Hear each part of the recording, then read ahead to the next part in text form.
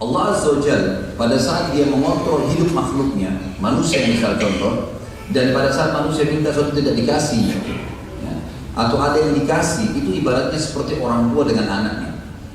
Kalau contoh kenapa antum tidak dikasih sama Allah? Saya sudah berdoa Ustaz 3 tahun, 5 tahun belum ada hasilnya. Maka bersangka baiklah dengan Allah Subhanahu wa taala. Kata Ibnu Qayyim seperti ibaratnya orang tua dengan anak. Ini si anak pamit dengan orang tuanya. Saya mau keluar ayah, saya mau keluar ibu, saya mau berjalan sama si fulan. Orang tuanya tahu si fulan temannya ini jahat, narkotika lah, suka berzina lah, suka membunuh lah. Anaknya ini nggak ngerti. Kira-kira posisi kita sebagai orang tua izinkan nggak? Jadi izinkan. Ibnu Qayyim bilang ini contoh dalam kehidupan manusia untuk memahami kenapa kadang-kadang kalau orang berdoa Allah belum kasih. Karena Allah tahu kalau dikasih jadi masalah buat orang ini. Dalam hadis Bukhari disebutkan bahwasanya Allah Azza wa Jalla berkata kepada para malaikatnya, luangkanlah rezeki untuk hambaku ini, suruh bukain rezekinya. Karena dengan rezeki bertambah dia makin bersyukur sama saya. Sempitkanlah rezekinya hambaku yang ini, karena dengan kalau disempitkan dia makin taat dengan saya. Kalau dibukain malah kemaksiatan kepada Allah SWT. Jadi kadang-kadang kita harus berpikir ya, Allah Subhanahu wa taala itu sangat penyayang sebenarnya. Sangat sayang dengan hambanya. Jadi tidak mungkin kata ulama ada seorang hamba menangis, merengek, minta sama Allah, Allah nggak kasih, nggak mungkin. Tapi Allah lebih tahu kapan tepat yang dikasih, kapan dikasih, ya, di mana dikasih. A'udzu billahi minasy syaithanir rajim. Bismillahirrahmanirrahim.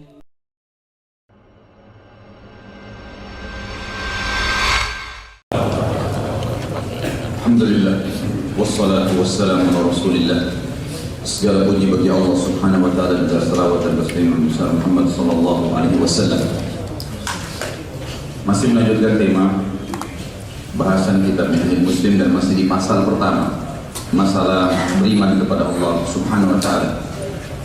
Dan pada pertemuan yang lalu ikhwas sekalian, saya sudah diperhatikan di mukadimah yang sangat penting adalah seorang muslim membangun agama Allah ini baik dalam mengerjakan perintah yang sifatnya itu wajib atau sunnah, atau meninggalkan larangan baik itu haram ataupun makruh. Pondasinya adalah satu kalimat, yaitu keyakinan.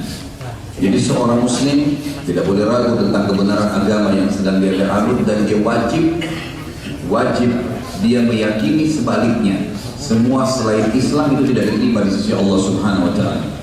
Gak ada Yahudi, gak ada Nasrani, wala Hindu atau agama apa saja selain Islam ditolak oleh Allah Subhanahu wa ta'ala. Maka seorang muslim sangat wajar kalau dia bangga dengan Islam ini. Dan kalau seseorang di antara kita mempertahankan apa yang dia anuti sekarang, Islam yang dibawa oleh Nabi Muhammad SAW, sampai dia meninggal saja, dia pasti masuk ke surga. Dengan izin Allah akan masuk ke dalam surga. Karena Nabi SAW menjamin masalah itu. Bahkan ahli maksiat pun dari kaum muslimin tetap akan masuk ke dalam surga, walaupun mereka harus melewati neraka terlebih dahulu. Sebagaimana sabda Nabi SAW, akan dikeluarkan dari api neraka siapapun yang di dalam hatinya ada seperti biji sawi dari la ilaha illallah. Kata para ulama hadis, maksud adalah orang yang sempat lahir dalam keadaan Islam atau memang dasarnya dia mengucapkan syahadat tapi tidak sempat beramal, maka orang-orang seperti ini tetap akan dikeluarkan dari api neraka. Sampai seperti itu jaminan agama ini yang luar biasa. Seorang muslim juga harus yakin kalau dia beramal saleh. Antum sholat sudah wudhu benar, menghadap kiblat benar, tutup aurat benar, bacaan gerakan sholatnya benar, harus yakin diterima oleh Allah Subhanahu wa ta'ala. Enggak boleh ragu. Dan apa yang Allah janjikan, sholat itu diberikan 25 kali lipat, diangkat 20 derajat, nanti di akhirat akan masuk ke dalam surga. Surga itu ada bidadarinya, ada bidadarahnya, ada hurun 'ain, ada wildanul mukhalladun, ada gelas-gelas cangkir-cangkir, ada sungai dari susu, dari arak, dari madu, ada dari air tawar yang manis. Kemudian semuanya, ya, pohon-pohon, apa saja, istana-istana yang besar itu nyata, itu bukan khayalan. Tinggal tunggu satu pintu yang kita lalui, yaitu kematian. Kita akan rasakan itu dengan izin Allah.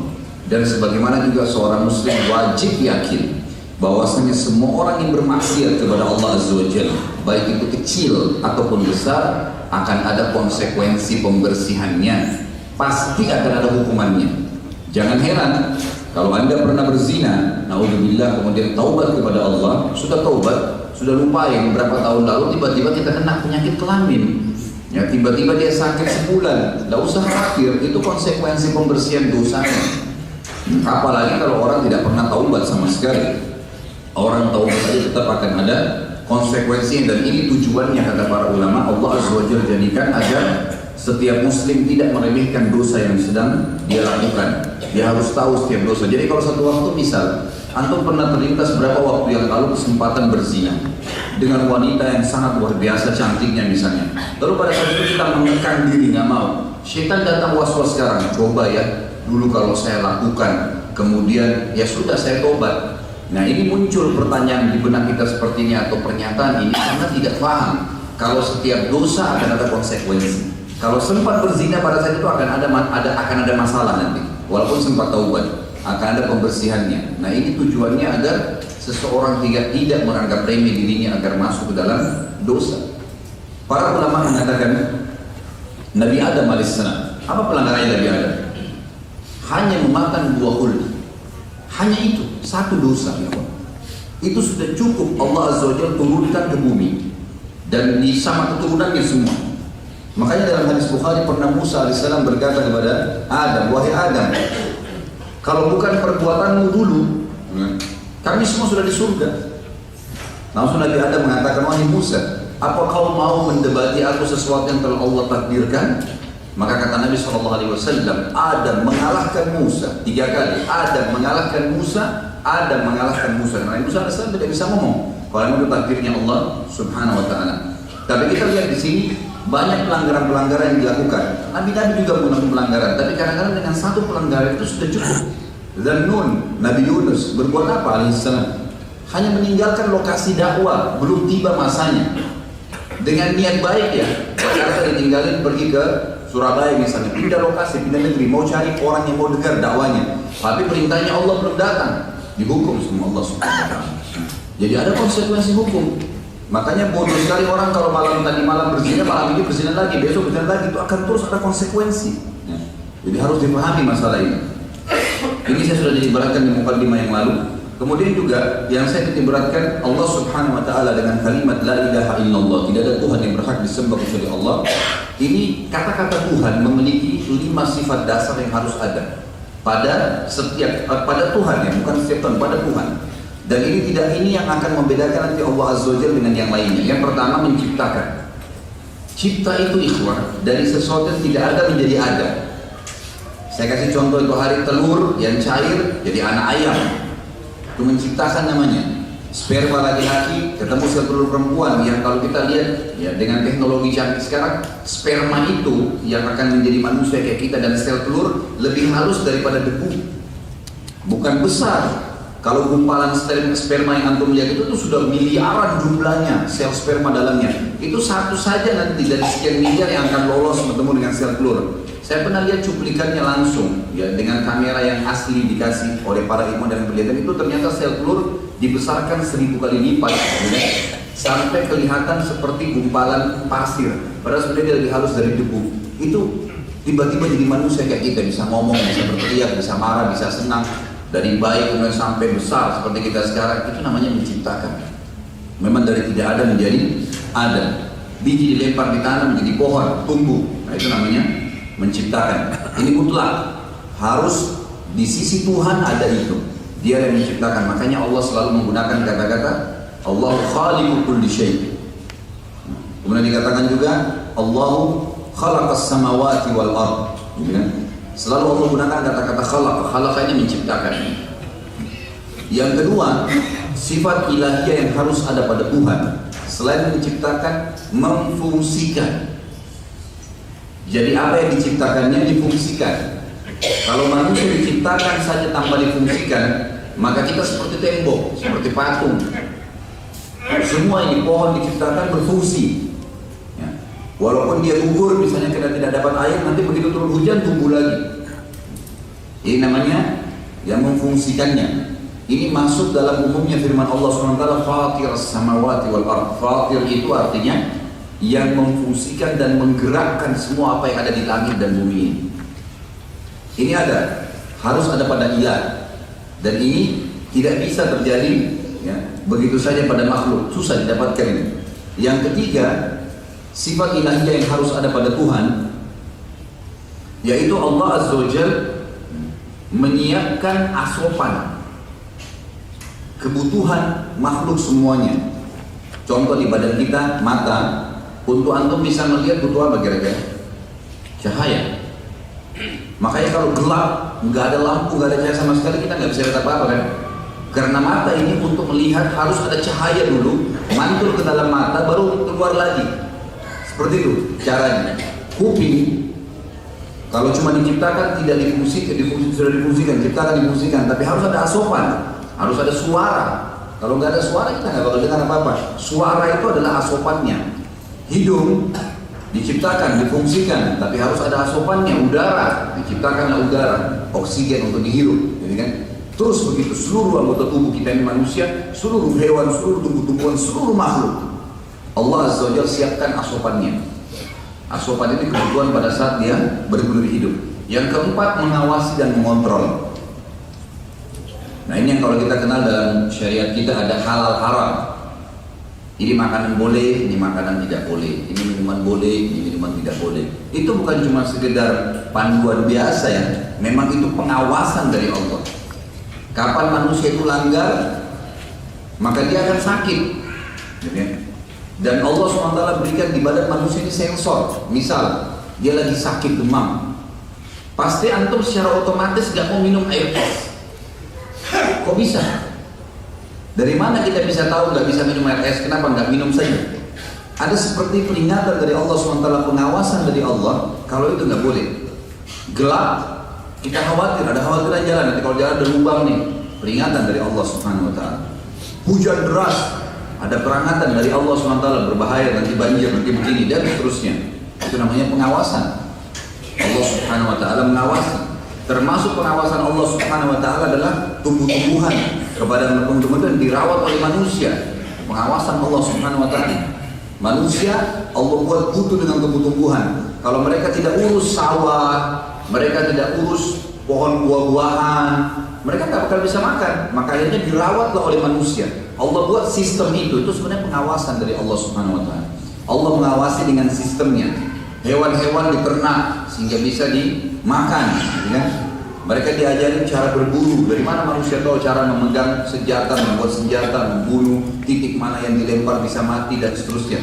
Ini semua adalah pengawasan dari Allah Subhanahu Wa Taala. Ini yang keempat, dan yang terakhir yang kelima adalah memusnahkan. Memusnahkan apapun yang dia ciptakan. Jadi manusia mati, hewan mati, tumbuhan mati, semua ini nanti terakhir finalnya hari kiamat hancur. Itu berarti memusnahkan. Ini sifat ilahiyah mutlak harus ada. Dan subhanallah kata ulama, kalau kita sudah satukan 5 poin ini, maka tidak ada satupun makhluk yang bisa mengatakan saya Tuhan. Udah nggak bisa. Luar biasa ya. Dan ini bukan menyiapkan asupan, kita mengawal, kita mengontrol satu orang saja, menghilangkan haus dia, memberikan dia makan itu sudah butuh energi dan waktu. Manusia dikasih kegiatan 3-4 saja sudah padat, repot. Oh saya nggak bisa padat pekerjaan saya hari ini, padahal cuma 3-4 pekerjaan. Allah Azza wa Jalla mengurus langit dan bumi ini dengan semuanya, nggak ada capek, nggak ada letih, nggak ada apa-apa. Yang sudah pernah saya ceritakan bahwa sekarang kalau masih ingat kisah Nabi Sulaiman alaihissalam. Pada saat Nabi Sulaiman alaihissalam ingin memberikan makan seluruh makhluknya Allah, kata Nabi Sulaiman alaihissalam kepada dayang-dayangnya, buat makanan sebanyak mungkin, besok saya akan kasih makan semua makhluknya Allah. Sebagai apa? Tanda syukur kepada Allah. Bukan mau membangkang, justru baik niatnya. Allah SWT ingin memberikan pelajaran kepada Sulaiman alaihissalam, dibuatlah makanan sebanyak mungkin. Setelah selesai makanan-makanan tersebut, kata Nabi Sulaiman alaihissalam, kumpulkan semua prajurit saya dari hewan-hewan, manusia dan jin. Saya akan berikan makan mereka dulu, kemudian baru saya panggil makhluknya Allah yang lain. Dan pada saat itu dalam beberapa athar disebutkan Sulaiman alaihissalam berhasil dengan dayang-dayang membuat makanan bergunung-gunung sampai Sulaiman sendiri bingung, ini habis kan? Lalu Nabi Sulaiman alaihissalam berkata kepada para pasukannya, saya akan mulai dari hewan-hewan dulu silakan, dan yang paling dianggap lemah adalah burung-burung. Burung dulu datang makan. Begitu burung-burungnya Nabi Sulaiman prajuritnya menyerang, makanan tersebut habis semua. Belum hewan-hewan yang lain, belum manusia, belum jin. Apa kata Nabi Sulaiman selain kepada dayang-dayangnya, ayo masak lagi. Dayang-dayang ini jin dan manusia. Ini bukan main-main ya. Mereka bilang, apa kami tidak mampu lagi wahai Nabiullah? Tidak bisa lagi masak. Ini maksimal, tidak bisa, tidak mampu lagi. Kata Nabi Sulaiman AS, Subhanallah, Maha suci Allah yang mengurus makhluknya tanpa capek. Semua asupannya disiapin oleh Allah Subhanahu Wa Taala tanpa terkecuali. Buah ini habis, buah lagi buah yang lain. Ada musimnya dan seterusnya, saling silih berganti. Manusia, hewan ini disembelih, nanti ada yang betinanya melahirkan punya anak lagi, sehingga kambing yang dimakan dari zaman dulu sampai sekarang sama turun temurun sebagaimana manusia. Dan ini Allah SWT ceritakan dalam Al-Quran. Ya. Semua ini di muka alam semesta ini hewan-hewan tumbuh-tumbuhan, kata Allah SWT, illa umamun amsalukum. Sebenarnya itu adalah kelompok umat seperti kalian. Mereka juga turun temurun dan sistemnya sama saja, begitu terus dari zaman dulu sampai nanti hari kiamat, agar menjelaskan bahwasanya sistem satu dan yang menciptakan adalah Allah Azza wa Jalla. Kita akan lihat bagaimana dalil-dalil nakli yang diangkat oleh Imam Syekh Abu Bakar Jazair rahimahullah. Yang pertama dia mengatakan Allah sendiri telah memberitahukan tentang wujudnya,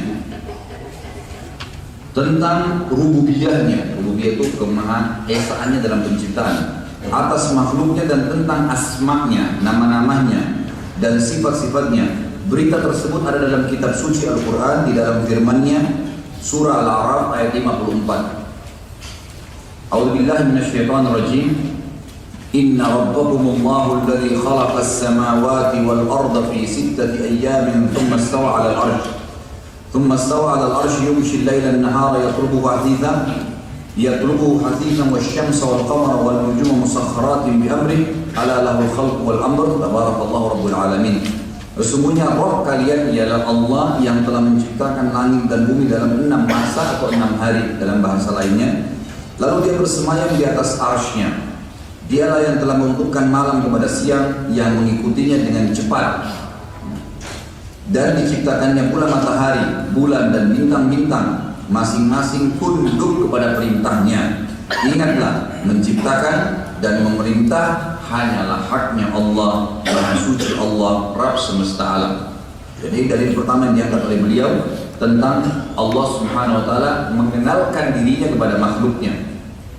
Dan kata ulama, setiap potongan ayat ini itu menantang semua makhluk, terutama manusia dan jin, bahwasanya mereka itu betul-betul makhluk dan tidak mampu menyaingi atau bahkan menyerupai Allah Subhanahu Wa Taala. Disebutkan misalnya khalaqas samawati wal ard. Potongan ayat pertama menciptakan langit dan bumi. Manusia atau kita semua mungkin di sini ikhwas sekalian tidak pernah tahu air yang kita minum ini dari mana, apa komposisinya, dari mana asalnya. Kita cuma tahu lahir, oh ini air, gunanya untuk hilangin haus, untuk pakai mandi. Tapi kita nggak pernah menciptakan kan. Bahkan kalau Allah Azza wa Jalla tahan langit nggak turun hujan, manusia kelabakan semua. Allah SWT menceritakan kepada kita yang menciptakan langit dan seluruh di sana dan bumi adalah Dia Allah. Dan ini tantangan pertama kepada makhluk. Siapa yang mengaku sebagai Tuhan silakan coba. Adakah yang kalian bisa ciptakan di langit dan bumi? Jelas. Jadi bantahnya tidak ada. Kemudian dikatakan yughshil laila an-nahara yatlubuhu hatitha. Kemudian yang kedua, Allah pergantikan siang dan malam yang saling mengejar dengan cepat. Adakah orang manusia yang bisa menahan malam kalau pas malam akan datang? Walaupun dia suka siang, nggak bisa. Matahari mustahil bisa ditahan, nggak mungkin.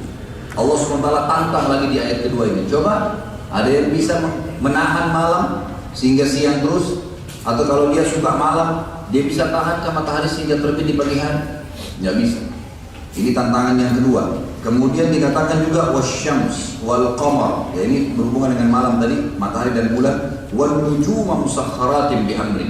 Semua bintang-bintang itu yang kelihatan, kadang-kadang kita lihat gemerlapan, kadang-kadang kita tidak lihat, semua tunduk dengan perintah Allah Subhanahu Wa Taala.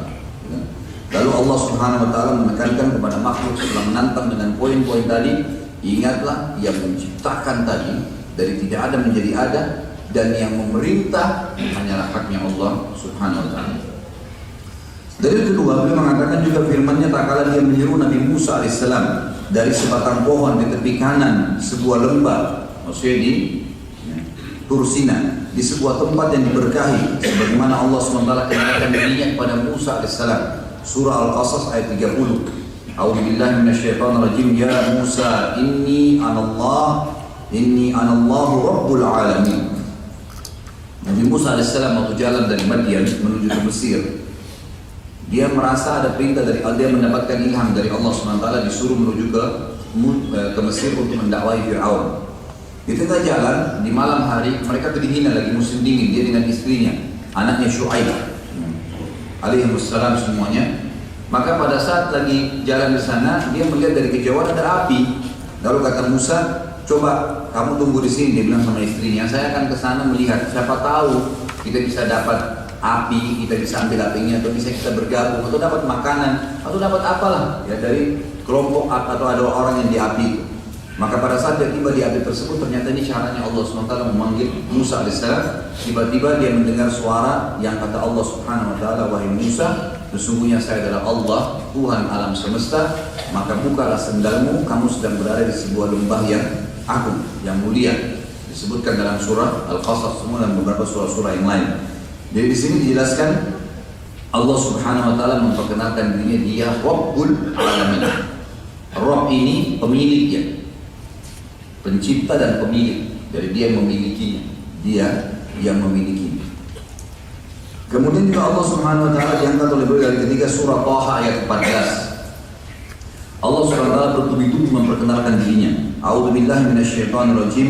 Innani anallahu la ilaha illa ana fa'budni wa aqimis salata li dzikri. Ketahuilah bahwasanya aku adalah Allah dan tidak ada Tuhan yang berhak disembah selain aku. Maka sembahlah aku dan dirikanlah salat untuk mengingatku. Dari sini ayat menjelaskan kepada kita Allah Subhanahu wa ta'ala memperkenalkan dirinya sebagai Tuhan. Dan nama Allah yang paling agung adalah Allah. Ini yang selalu nama yang paling agung adalah Allah. Jadi makanya paling banyak diucapkan dalam Al-Quran, dalam doa yang disebutkan Nabi SAW adalah Allah Azza wa Jalla. Juga firman-Nya dalam mengagungkan dirinya serta menyebutkan nama-nama dan sifat-sifatnya. Allah sebutkan dalam surah Al-Hasyr urutan ayat 22 sampai 24. A'udzu billahi minasyaitonir rajim. Huwallahu alladzi la ilaha illa huwa alimul ghaibi wasyahada huwar rahmanir rahim. Huwallahu alladzi la ilaha illa huwal malikul quddusus salamul mu'minul muhaiminul azizul jabbarul mutakabbir. Subhanallahi amma yushrikun. Huwallahul khaliqul bari'ul musawwir. Lahul asma'ul husna. Yusabbihu lahu ma fis samawati wal ardi wa huwal azizul hakim. Dialah Allah yang tidak ada Tuhan yang berhak disembah selain Dia. Tidak ada Tuhan lain kecuali Allah yang mengetahui yang baik dan nyata. Dialah yang maha pemurah lagi maha penyayang. Dialah yang tidak ada Tuhan yang berhak disembah selain Dia, satu-satunya Raja yang sebenarnya, yang maha suci, yang maha sejahtera, yang mengaruniakan keamanan, yang maha memelihara, yang maha perkasa, yang maha kuasa, yang memiliki segala keagungan. Maha suci Allah dari apa yang mereka persekutukan. Dialah Allah yang menciptakan, yang mengadakan, yang membentuk rupa, yang mempunyai nama-nama yang paling baik, bertasbih kepadanya apa yang ada di langit dan di bumi, dan dialah yang maha perkasa lagi maha bijaksana. Jadi ini ayat menjelaskan juga kepada kita tentang Allah memperkenalkan dirinya. Saya ada cuplikan sebenarnya di WhatsApp, tapi saya tidak tahu apakah bisa dikonekkan di kamera atau enggak. Saya dapat dari teman-teman dikirim, ini luar biasa, cuplikan tentang beberapa ekor burung ya. Itu yang menunjukkan tentang keajaiban ciptaan Allah. Saya pun waktu lihat cuplikan tersebut, saya baru lihat ada burung seperti itu. Nanti insya Allah mungkin selesai materi, ada mungkin panitia saya kirim ke WhatsAppnya, mungkin bisa ikhwah juga di-share, gitu kan? Bisa dilihat, itu luar biasa ya. Luar biasa, kalau antum lihat itu dan tidak tersentuh imannya meyakini Allah sebagai pencipta, itu sudah lebih baik tak usah hidup. Oh iya, itu luar biasa bagaimana ada burung-burung ya, mereka berubah bentuk dan gitu, kemudian bagaimana melawan musuhnya, bagaimana mengusir musuhnya, bagaimana mengeluarkan suara, sementara mereka di alam manusia dianggap tidak berakal, tapi mereka bisa memfungsikan anggota-anggota tubuhnya. Itu baru jenis burung, belum jenis-jenis hewan yang lain, gitu kan? Ada beberapa cuplikan, ada seorang badui di padang pasir, cuman ini hilang dari HP saya. Itu pernah ada satu orang Badui lagi sholat, tidak sengaja temannya foto, belum lama terjadi. Pada saat dia lagi sujud, dia tidak sadar untanya diletakkan di sebelahnya. Ternyata tuh dia sujud, untanya juga lagi sujud. Dan difoto oleh temannya. Posisi untanya memang lagi sujud bersama dia. Dia sendiri nggak tahu orang itu. Tapi itu luar biasa. Itu seperti firman Allah SWT. Dan pada Allah lah seluruh yang di langit dan di bumi sujud kepadanya. Ini ada fakta-faktanya, bukan main-main. Dan Anda bisa tentu lihat ya, Anda bisa lihat keajaiban Allah, tinggal share di YouTube. Keajaiban Allah itu banyak sekali di situ, cuplikan-cuplikan yang bisa dilihat yang luar biasa gitu. Yang insya Allah mudah-mudahan menambah iman. Cuma saya sarankan kalau buka YouTube jangan nyimpang kemana-mana ya. Ini alasannya nonton ceramah nanti pindah kemana-mana. Dan YouTube itu kemana-mana biasanya cuplikannya. Lagi ceramah ada satu lagi cuplikan perempuan juga. Kemudian juga disebutkan dalam surah Al-Fatihah yang sudah kita hafal, Al-Fatihah ayat 2 sampai ayat 4, Allah memperkenalkan dirinya, A'udzubillahi minasyaitonirrajim, Alhamdulillahi Rabbil Alamin. Segala puji bagi Allah Tuhan alam semesta, Ar-Rahman Ar-Rahim, yang Maha Pengasih lagi Maha Penyayang, Maliki Yaumiddin, ya, dia adalah yang menguasai hari pembalasan. Kita bahas sedikit tentang masalah Ar-Rahman Ar-Rahim, di mana kita bisa tahu tentang kasih sayangnya Allah Subhanahu Wa Taala. Kita kasih contoh. Misal ada orang berbuat maksiat, 30 tahun berbuat dosa. Hari pertama tahun 31 bertobat kepada Allah Subhanahu Wa Taala. 30 tahun buat pelanggaran, mungkin sudah segala macam dosa yang dilakukan sama dia. Sudah berzina, sudah mencuri, sudah macam-macam, sudah bohong, sudah segala kufur mungkin bahkan. Mungkin bahkan pernah jadi dukun, mungkin pernah kufur kepada Allah, menyembah selain Allah Subhanahu Wa Taala. Tapi kalau dia taubat kepada Allah, Allah Subhanahu Wa Taala terima. Itu namanya Ar-Rahman Ar-Rahim. Allah memang yang Maha Pengasih lagi Maha Penyayang. Seorang Yahudi disebutkan pada saat perang Badar terjadi, Nabi SAW mengiklan, maaf, perang Uhud diiklankan oleh Nabi SAW. Saya lupa namanya nih, di materi sirah saya sebutkan namanya orang Yahudi. Dia datang kepada Nabi SAW lalu kemudian mengucapkan syahadat. Lalu dia berkata kepada orang-orang Yahudi, wahai ma'syaral Yahud, ini Nabi jelas kalian tahu dalam kitab kalian. Kenapa kalian tidak mau beriman kepadanya? Cepat, segera, dia lagi panggil jihad. Kita tinggal tunggu dibunuh oleh musuh masuk surga. Kalian tahu itu. Tapi orang-orang Yahudi semua tidak ada yang ngikutin dia, lalu dia ikut berperang. Pada saat dia masuk di kancah peperangan terbunuh. Baru syahadat langsung ikut jihad. Kata Nabi SAW dalam hadis Bukhari, siapa yang ingin melihat penghuni surga yang belum pernah sujud sekalipun untuk Allah, ini orangnya. Belum pernah sujud, baru syahadat, mati masuk surga.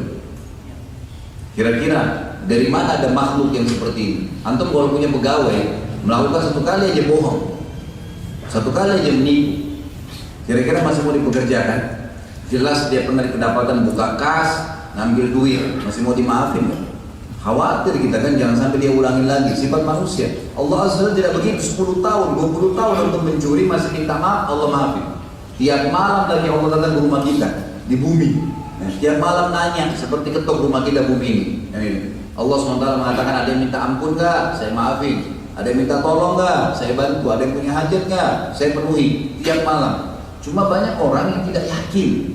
Makanya pada pertemuan yang lalu saya beratkan, bangun agama ini di atas fondasi keyakinan, ikhwan. Dan saya kasih contoh itu banyak sekali, Abu Bakar, Umar, Uthman, Ali, Muhammad, dan banyak sekali dari kalangan salaful ummah dulu yang saya sebutkan ceritanya luar biasa bagaimana keyakinan mereka. Jadi Allah SWT itu Maha Pengasih lagi Maha Penyayang. Dan termasuk kata ulama, sahabat sifat penyayangnya Allah SWT itu, setiap orang yang berbuat maksiat, subhanallah, dia mukmin atau dia kafir, Allah akan berikan sentuhan dalam hatinya penyesalan. Jadi dia orang kafir itu kalau dia lagi minum khamar, itu dia nyesal sebenarnya setelahnya. Kalau dia habis berzina, ada penyesalan dalam hatinya. Cuma dia tidak tahu ke arah mana harusnya apa nih penyesalan ini. Kalau orang beriman dia tahu, ini sinyal dari Allah supaya dia kembali. Itu bentuk kasih sayangnya Allah Subhanahu Wa Taala. Fir'aun yang sudah tagha ini sudah melampaui batas. Innahu tagha, kata Allah. Tagha ini bukan cuma membuat kerusakan ya, udah membunuh, memerkosa, merambil haknya orang, sudah itu tagha namanya, berkumpul semuanya. Tapi apa kata Allah SWT kepada Musa dan Harun? Idhaba ila fir'auna wa qula lahu qawlan layyinan la'allahu yakhsha wa yatadzakkar. Pergilah kalian berdua kepada Fir'aun yang sudah jelas-jelas ngaku Tuhan, sayangannya Allah. Ucapkan kepada dia kalimat-kalimat yang baik. Siapa tahu dia mau sadar. Karena manusia nggak tahu. Nanti pada saat dia sudah meninggal baru lihat kebesarannya Allah, baru sadar. Tapi Allah sudah tahu sebagai penciptanya. Ini membangkang, dia nggak ngerti. Jadi kata Ibnu Qayyim rahimahullah, bukan disamakan ya, tapi diberikan perumpamaan supaya orang faham. Bukan disamakan Allah dengan makhluknya. Allah Azza wa Jalla pada saat dia mengontrol hidup makhluknya, manusia misal contoh, dan pada saat manusia minta sesuatu tidak dikasih, ya, atau ada yang dikasih, itu ibaratnya seperti orang tua dengan anaknya. Kalau contoh kenapa antum tidak dikasih sama Allah, saya sudah berdoa Ustaz 3 tahun, 5 tahun belum ada hasilnya, maka bersangka baiklah dengan Allah Subhanahu Wa Taala. Kata Ibnu Qayyim seperti ibaratnya orang tua dengan anak. Ini si anak pamit dengan orang tuanya. Saya mau keluar ayah, saya mau keluar ibu, saya mau berjalan sama si fulan. Orang tuanya tahu si fulan teman ini jahat, narkotika lah, suka berzina lah, suka membunuh lah. Anaknya ini nggak ngerti. Kira-kira posisi kita sebagai orang tua izinkan nggak? Jadi izinkan. Ibnu Qayyim bilang ini contoh dalam kehidupan manusia untuk memahami kenapa kadang-kadang kalau orang berdoa Allah belum kasih. Karena Allah tahu kalau dikasih jadi masalah buat orang ini. Dalam hadis Bukhari disebutkan bahwasanya Allah Azza wa Jalla berkata kepada para malaikatnya, luangkanlah rezeki untuk hambaku ini, suruh bukain rezekinya. Karena dengan rezeki bertambah dia makin bersyukur sama saya. Sempitkanlah rezekinya hambaku yang ini, karena dengan kalau disempitkan dia makin taat dengan saya. Kalau dibukain malah kemaksiatan kepada Allah SWT. Jadi kadang-kadang kita harus berpikir ya, Allah Subhanahu wa Ta'ala itu sangat penyayang sebenarnya. Sangat sayang dengan hambanya. Jadi tidak mungkin kata ulama ada seorang hamba menangis, merengek, minta sama Allah, Allah nggak kasih, nggak mungkin. Tapi Allah lebih tahu kapan tepat yang dikasih, kapan dikasih, ya, di mana dikasih. Kadang-kadang kita ini ada orang utang, nggak bayar. Kenapa orang ini nggak bayar? Berdoa ya Allah bukain hatinya, belum juga. Ternyata setelah 5 tahun kemudian baru dia bayar. Kebetulan pada saat 5 tahun itu ternyata memang kita sangat butuh dengan uang seperti itu. Allah sengaja tunda. Nanti kita bilang, oh iya kalau saya terima 5 tahun lalu, sekarang saya nggak bisa malah bayar utang. Orang ini baru bayar, saya bisa bayar utang. Allah SWT lebih tahu. Seperti itu. Begitu pula pada saat kita diberikan sesuatu, ukurannya, banyaknya, kadarnya, semua Allah lebih tahu. Makanya para ulama salaf dari sahabat, dari tabi'in, mereka selalu menjalankan hadis Nabi SAW dengan bersangka baik. Ana inda dhanni abdi bi. Saya sesuai dengan prasangkaan hamba-hamba. Jadi selalu sangka baik dengan Allah Subhanahu wa Ta'ala. Kemudian juga firman-Nya untuk kaum muslimin. Ya, kata beliau di sini dianggap surah Anbiya ayat 92. A'udzu billahi minasyaitonir rajim. Inna hadhihi ummatukum ummatan wahidatan wa ana rabbukum fa'budun. Sesungguhnya agama tauhid ini adalah agama kalian. Agama Islam ini agama yang satu. Dari Adam sampai Muhammad alaihi wassalatu wassalam sama mengajak kepada tauhid. Dan ketahuilah hanya aku saja Rabb kalian, kata Allah. Maka sembahlah aku. Tidak usah sembah yang lain, ikhwah. Tidak usah minta mohon kepada yang lain. Tidak usah merengek dengan makhluk.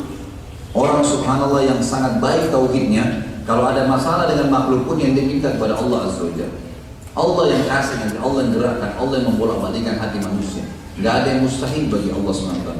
Para ulama salaf itu sebelum menemui seseorang kalau dia punya urusan, dia berdoa dulu sama Allah, maka dia tergantung dengan Allah dan Allah akan mudahkan dengan sendiri.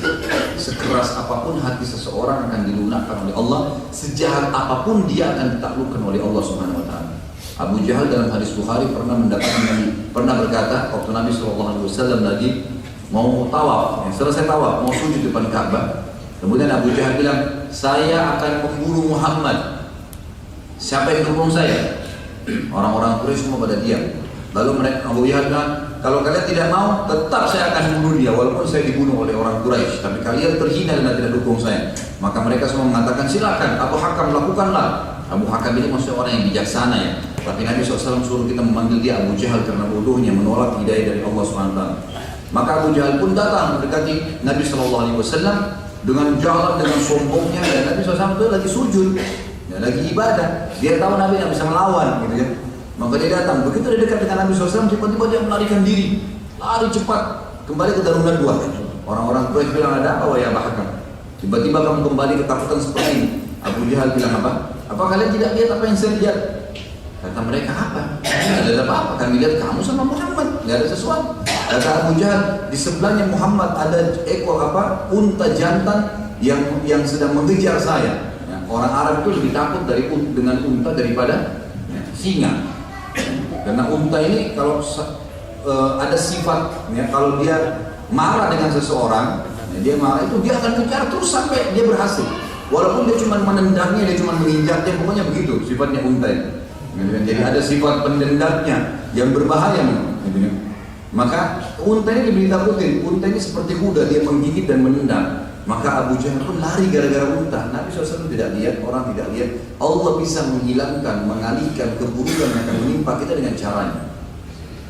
Sufyan al-Thawri pada saat dipaksa menjadi hakim, ya, oleh salah satu khalifah Abbasiyah, dia nggak mau, dia nolak. Pada saat dia nolak, dikejar sampai mau tiba di Mekah. Ringkas ceritanya adalah pada saat Sufyan al-Thawri, khalifah mengatakan tidak ada yang pegang Sufyan al-Thawri, semua saya sendiri yang tangkap, saya akan hukum nanti. Sufyan al-Thawri tawaf 7 kali di Ka'bah lalu kemudian berpegang pada kiswanya Ka'bah sambil berkata, ya Allah, aku minta atas namamu Zat yang maha mulia, orang ini jangan sampai masuk Mekah, meninggal khalifah sebelum masuk Mekah. Allah Subhanahu wa ta'ala bisa melakukan apapun, menyelamatkan kita dari apapun, bahaya apapun, asal bergantung hanya kepada Dia. Ada orang subhanallah sakit, gantung nasibnya dengan dokter. Dok, kapan saya sembuh? Dok, obat apa lagi? Subhanallah. Gitu kan? Minum obat dokter pun dengan bismillah, ya Allah sembuhin dengan obat ini. Begitu. Bukan dokternya. Dokter paling cuma bisa tulis resep semoga lekas sembuh. Nggak ada pasti sembuh kan. Tapi kalau Allah Azza wa Jalla memang fa'idha maritu fahuwa yashfin, memang dia nyembuhin. Kalau Allah mau kita lagi sakit minum air putih pun sembuh kalau saatnya. Ada orang sakit bangun tidur sudah seger, saya sudah enakan ya. Tiba-tiba. Ya. Makanya bergantung pada Allah Azza wa Jalla ini sangat penting. Ya. Di sini Allah tekankan sesungguhnya agama kalian agama yang satu, semua dari Adam sampai Muhammad alaihissalam semua sama. Ya. Agama tauhid mengisahkan Allah dan aku satu-satunya Rabb kalian, Tuhan kalian. Maka mintalah, bergantunglah, sembahlah hanya kepada aku. Kemudian surah Al-Mu'minun ayat 52, Allah SWT juga mengatakan, A'udzubillahi minasyaitonir wa ana rabbukum fattaqun. Dan hanya akulah Rabb kalian, maka tunduklah dan patuhlah kepadaku. Kemudian juga disebutkan dalam surah Al-Anbiya ayat 22, A'udzubillahi minasyaitonir rajim, law kana fihima alihatun illallaha fa innallahu lafasadata wa subhanallahi rabbil arsy amma yasifun. Sekiranya ada, kalau masih ada orang ragu, mungkin ada Tuhan yang lain, kata Allah, kalau seandainya ada Tuhan yang lain di langit dan di bumi selain Allah, maka hancurlah keduanya. Pasti akan ribut. Dalam ayat dikatakan la dhahaba kullu ilahin bima khalaq wa la ala ba'dum ala ba'd. Kalau ada Tuhan selain Allah, maka Tuhan ini akan bersaing satu sama yang lain. Kemudian mereka akan saling menjatuhkan, memerangi, dan masing-masing membawa makhluknya kemana-mana. Tapi Allah SWT mengatakan tidak ada Tuhan, Maha Suci Allah yang mempunyai arsy dari apa yang mereka sifatkan. Dalil kedua tentang adanya Allah Subhanahu wa taala adalah berita dari lebih 124.000 nabi dan rasul tentang wujud Allah Azza wa Jalla, rububiyahnya bagi semesta alam, tentang penciptaannya terhadap alam semesta ini dan penguasaannya, dan tentang asma, nama-nama dan sifat-sifatnya. Tidak ada seorang nabi atau rasul pun di antara mereka melainkan Allah telah berfirman kepadanya dan mengutus seorang utusan kepadanya atau diwahyukan ke dalam hati dan akalnya sesuatu yang memastikan bahwa yang disampaikannya adalah firman Allah atau kalam dan wahyu dari Allah Subhanahu wa taala kepadanya. Berita disampaikan oleh sejumlah besar manusia pilihan tersebut tidak memungkinkan bagi akal sehat untuk mendustakannya, sebagaimana tidak mungkin jumlah sebesar itu sepakat untuk berdusta dan menyampaikan berita tentang sesuatu yang tidak mereka ketahui, tidak mereka yakin dan tidak memastikan kebenarannya. Padahal mereka adalah manusia pilihan, manusia yang paling tinggi jiwanya, paling cerdas akal pikirannya dan paling benar pembicaraannya.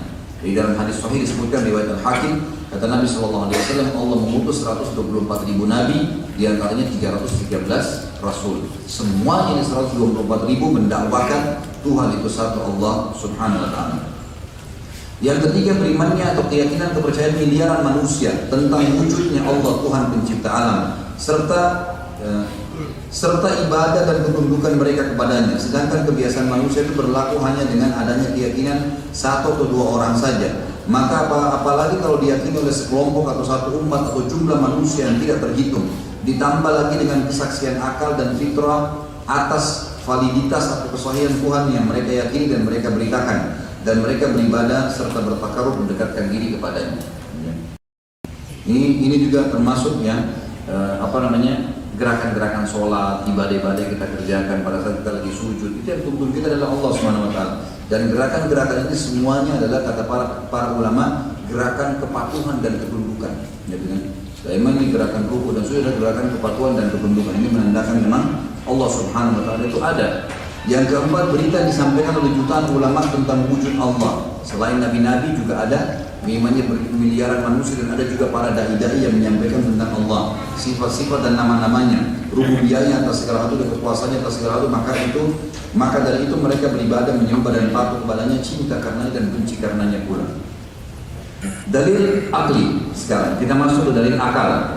Yang pertama, adanya alam semesta dan makhluk yang beragam, yang berani ragam memberikan kesaksian akan wujudnya sang pencipta. Gak mungkin tiba-tiba ada begini saja. Nah, makanya Abu Hanifah rahimahullah pernah berdebat dengan orang-orang ateis, ya, di perbatasan antara Irak sama Iran sekarang. Sebagian wilayah Iran atau masuk wilayah Afghanistan tuh, ya, itu perbatasan mereka. Di situ ada dulu masih berdiri kerajaan Persia di zaman Abu Hanifah, ada segelintir mereka. Maka Abu Hanifah diundang oleh Raja Persia ini untuk berdebat. Abu Hanifah pun rahimahullah pada saat itu terlambat datang. Maka berkatalah ya Raja pada saat dia datang ke istananya Raja tadi Eris, katanya begitu masuk Abu Hanifah, katanya kalian umat Islam ini selalu tepat waktu, agama kalian suruh kalian on time, datang tepat waktu, tepati janji. Ternyata kamu datang terlambat, jadi kan?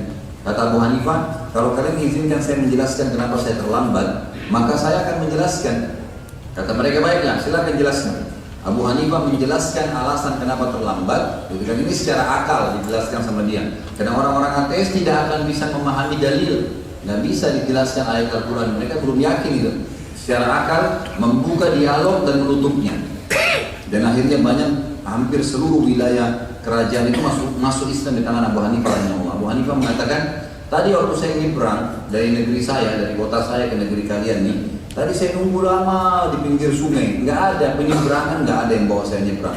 Tiba-tiba waktu saya lama nunggu, tumbang pohon besar dekat saya, kemudian terpotong-potong sendiri, ada tali terbang dari mana mengikat terakit tersebut, kemudian saya naik di atasnya, lalu saya menyeberang. Jadi kan, kata Abu Hanifah, ini Abu Hanifah cuma membuat sebuah cerita akal, secara akal. Abu Hanifah tadi naik kapal yang benar nyebrang dan memang betul terlambat, gitu kan, rahimahullah. Lalu raja itu bilang, sudah terlambat buat cerita bohong lagi. Dari mana bisa pohon tumbang sendiri, kemudian tali datang sendiri, terpotong sendiri, terbuat rakit sendiri. Kata Abu Hanifah, kalian tidak percaya itu? Dia bilang, tidak mungkin lah. Loh, kenapa nggak percaya?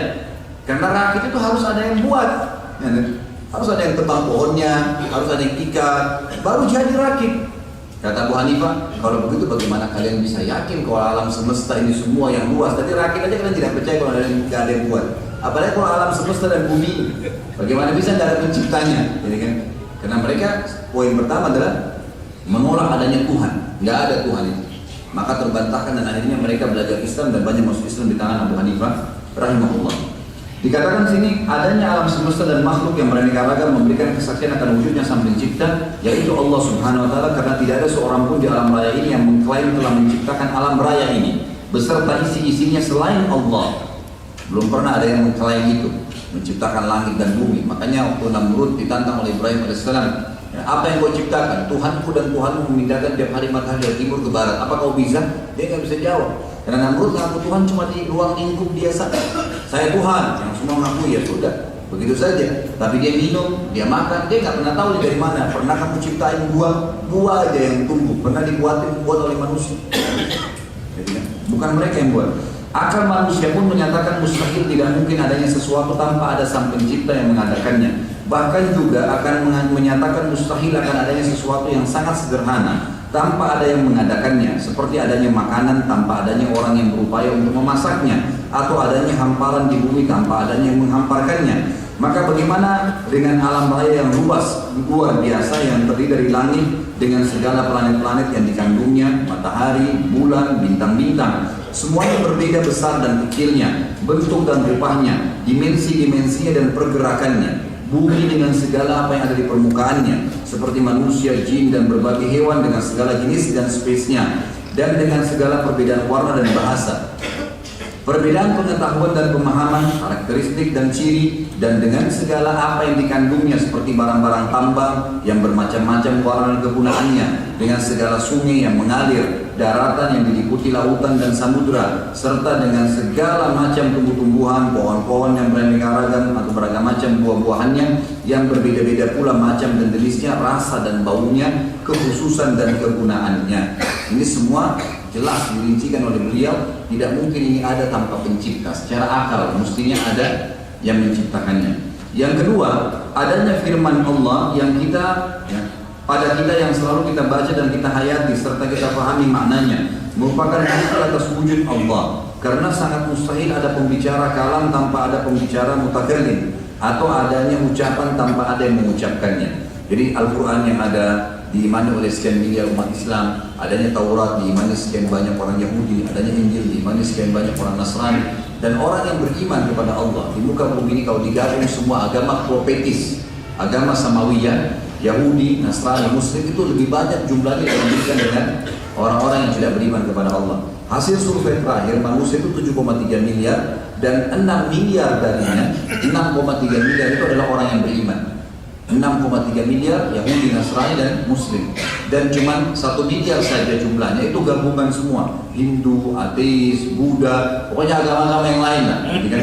Jadi cuma kurang lebih 10% dari semua keyakinan yang ada. Jadi ini menandakan benar-benar Allah itu ada. Ya, tidak mungkin semua itu sepakat dengan kebohongan dan tidak paham.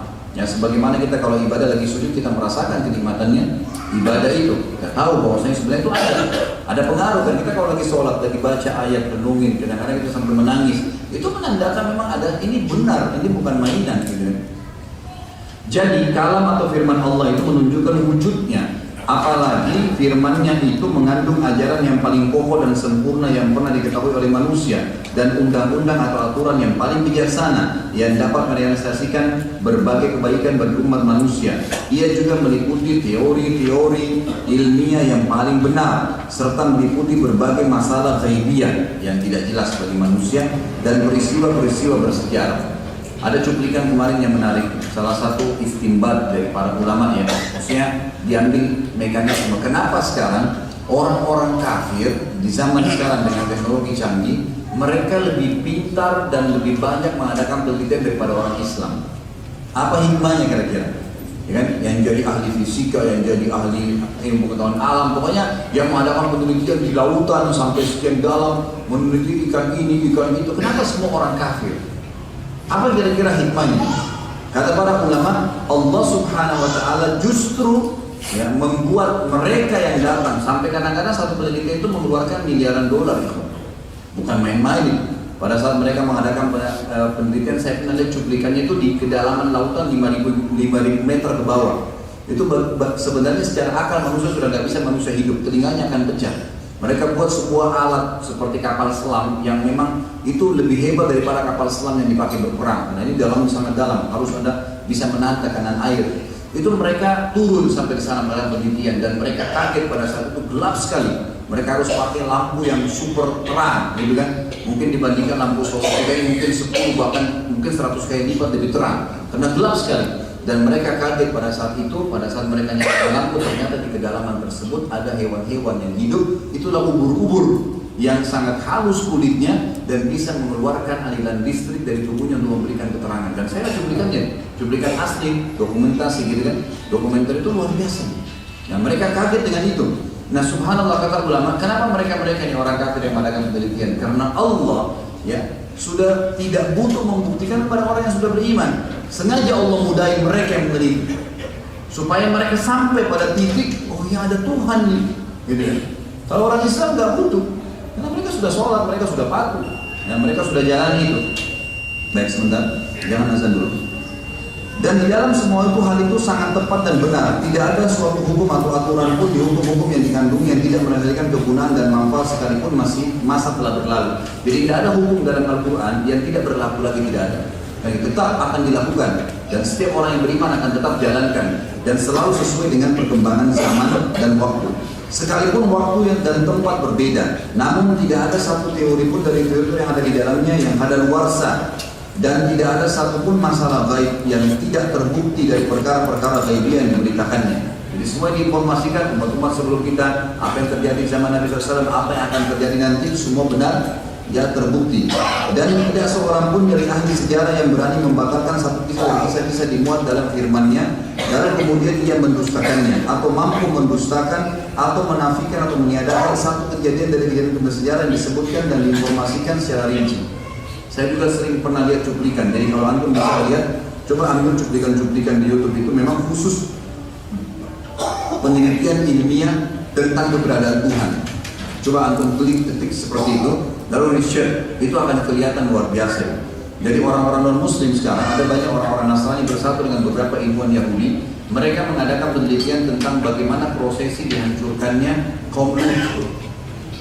Dan saya lihat cuplikannya sendiri, pada saat mereka adakan, dilihat bagaimana bisa di Laut Mati, di Yordan itu bisa ada gunung terbalik, bagaimana prosesnya terjadi, bagaimana penyiksaan kaum Lut. Mereka cari dari Taurat, dari Injil, dan mereka kaget pada saat mereka menemukan ayat tentang Nabi Lut, kaumnya disiksa dalam Al-Quran persis seperti penelitian mereka.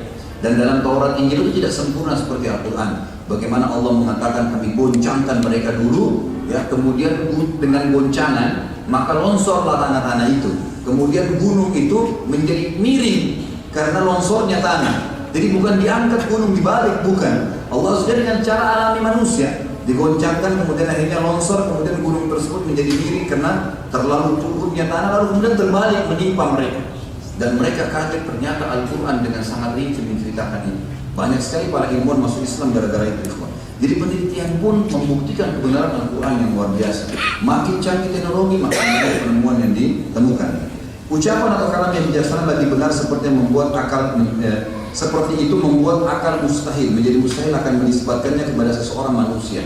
Karena kalam atau perkataan seperti ini di luar kemampuan manusia dan di luar tingkat pengetahuan mereka. Maka apabila sudah tidak memungkinkan lagi dikatakan bahwa kalam atau firman Allah Al-Quran adalah ucapan manusia, maka berarti dia adalah firman sang pencipta manusia dan sekaligus sebagai dalil atas wujud ilmu, kudrat, kekuasaannya dan kebijaksanaannya. Poin terakhir, poin ketiga dari dalil akli, adanya sistem yang sangat teratur rapi seperti ini yang tercermin pada sunnah kauniyah, sunnatullah, maksudnya ini perputaran alam semesta, ya. Di dalam penciptaan, pembentukan, pertumbuhan dan pengembangan bagi seluruh makhluk hidup yang ada dalam alam semesta, sesungguhnya semuanya patuh dan tunduk kepada sunnatullah. Manusia walaupun kafir tetap harus patuh. Kalau dia ngantuk harus tidur, nggak bisa enggak. Kalau dia lapar harus makan, nggak bisa dialihkan yang lain. Kalau dia lapar dia tidur, bangun tidur tetap lapar, nggak bisa. Tunduk dengan sistem itu. Dari mana sistem itu? Mata fungsinya melihat, nggak bisa dipakai yang lain. Nggak bisa minum melalui mata, nggak bisa dialihkan. Telinga mendengar, nggak bisa dipakai telinga ini untuk menghirup udara. Yang sudah begitu, tunduk dengan sistem. Nah, sistem yang ada ini itu membuktikan memang manusia itu ada yang ciptakan. Karena ada sistem, dia tidak bisa, harus diikuti. Kalau orang haus nggak minum mati, maka dia harus minum, dan minumnya harus yang cair. Dia nggak bisa hilangkan hausnya dengan makanan misalnya. Dengan seperti itu, sunnatullah. Tidak dapat keluar darinya bagaimanapun jua. Sebagai contoh, dalam manusia ini diciptakan bermula dari sperma yang tercurahkan ke dalam rahim, kemudian melalui beberapa fase yang sangat ajaib di mana tidak ada seorang pun selain Allah yang bercampur di situ, lalu keluar darinya sebagai sosok manusia yang sempurna. Ini atau itu adalah dalam masa penciptaan dan pembentukannya. Demikian pula pertumbuhan dan perkembangannya dari bayi dan anak-anak hingga menjadi seorang remaja dan dewasa dan terus berlanjut memasuki masa tua. Gitu kan? Kita semua, siapapun kita, walaupun kaya raya, miskin, sakit, sehat, tetap melalui proses yang sama, bayi. Nah, bayi ini harus, tidak ada manusia tiba-tiba keluar. Antum lahir seperti ini atau dari bayi? Harus bayi, nggak boleh nggak. Mau nggak mau, Nabi pun begitu. Sistem, dari mana sistem? Kenapa tidak ada orang langsung lahir sudah tua, langsung berjenggot aja? Nggak mungkin, gitu kan? Sunnah umum yang terjadi pada manusia dan hewan seperti terjadi di atas sudah berlaku pada pepohonan. Berlaku cuma bukan pada manusia, hewan-hewan, pepohonan dan tumbuh-tumbuhan. Demikian pula langit dan benda-benda yang ada di dalamnya. Malam tetap datang, orang mau tidak mau, tetap harus gelap, terbenam matahari, mau tidak mau. Semuanya tunduk dan patuh kepada aturan dan sunnah yang telah ditetapkan kepadanya, tidak pernah menyimpang darinya dan tidak pernah keluar dari jalurnya. Maka kalau saja apabila terjadi penyimpangan atau sejumlah planet keluar dari garis edarnya, niscaya hancur alam semesta dan melahirkan kehidupan ini. Para ikhwan sepakat ikhwan, kalau bumi terlambat beberapa detik saja dari garisnya memutari matahari, gitu kan, maka dia akan membeku karena dinginnya. Dan kalau dia melewati lebih cepat berapa detik dari jalurnya sekarang, maka dia akan hangus terbakar. Kullun fi falakin yasbahun. Semua harus sesuai dengan jalur dan per detiknya diatur oleh Allah Subhanahu wa taala. Berdasarkan dalil akli yang logis dan nakli seperti di atas, maka seorang muslim beriman kepada Allah Subhanahu wa taala, kepada rububiyahnya atas segala sesuatu dan ilahiyahnya bagi manusia terdahulu dan manusia masa kini. Atas dasar dan prinsip keimanan dan keyakinan pula kehidupan seorang muslim dengan segala aspeknya terbentuk. Dia jadi tahu mana makanan boleh, mana makanan tidak boleh. Dia tahu dia punya Tuhan, dia tahu bagaimana beribadah, dia tahu mana boleh, mana nggak boleh ya. Seperti saya ibaratkan pernah Ihya Abdul Madi, masih ingat ya, filosof orang Arab yang bilang apa? Saya kalau berbuat baik, siapa yang nilai itu baik dan siapa yang akan membalas saya? Dia orang ateis. Kalau saya buat buruk, siapa yang nilai itu buruk dan siapa yang akan hukum saya? Kalau saya mati, apa setelah kematian itu? Apakah nanti saya mati seperti orang-orang sebelum saya? Tidak jelas statusnya. Kalau saya pun ya kemudian berbuat buruk, nanti kalau saya sudah mati ada balasannya kan? Kalau dibalas siapa akan balas? Terus dia berkecamuk dengan pikiran yang dia tidak tahu. Kalau orang beriman sama Allah tahu semua, mana baik, mana tidak baik, meninggal juga seperti apa, akhirat juga hisab seperti apa, sampai nanti masuk surga dan neraka, semuanya jelas bagi dia, Allah Alam. Dan seperti biasa ikhwan, insyaallah setelah sholat badiyah saya berikan kesempatan kalau ada yang mau bertanya. Subhanakallahumma bihamdika asyhadu an la ilaha illa anta astaghfiruka wa atubu ilaik. Wassalamualaikum warahmatullahi wabarakatuh. أعوذ بالله من الشيطان الرجيم. بسم الله الرحمن الرحيم.